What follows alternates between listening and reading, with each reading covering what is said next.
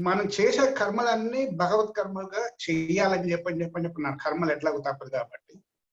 ఒకటి నడిచేటప్పుడు భగవంతుడికి ప్రదక్షిణం చేస్తున్నాం అని చెప్పి అనుకుంటున్నాము ఒకటి.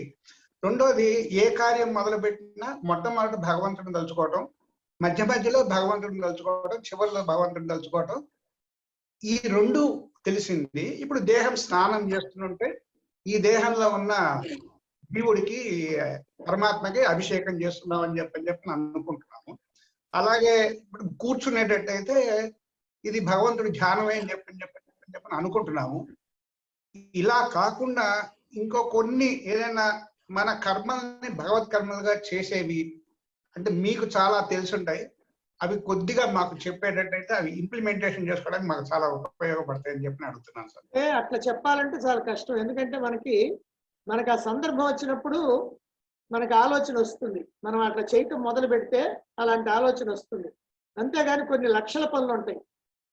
ఒకళ్ళకి సంబంధం ఉండదు. మీరు చేసినట్టు మీ ఇంటి పక్క వాళ్ళు చేయరు, వాళ్ళు చేసినట్టు వాళ్ళ ఇంటి పక్క వాళ్ళు చేయరు, మీ ఇంట్లో వాళ్ళు కూడా చేయరు, ఎవరిది వాళ్ళే. అందుకని ఎన్నో కర్మలు ఉంటాయి. మొత్తం ఏదంటే అన్ని భగవత్ కర్మలుగా చేయాలా. ఒకవేళ ఏదైనా మనకి తెలియకపోతే భగవంతుడిని తలుచుకుంటే సరిపోదు. ఏ కర్మ చేసినా సరే భగవంతుడిని తలుచుకుంటే సరిపోదు.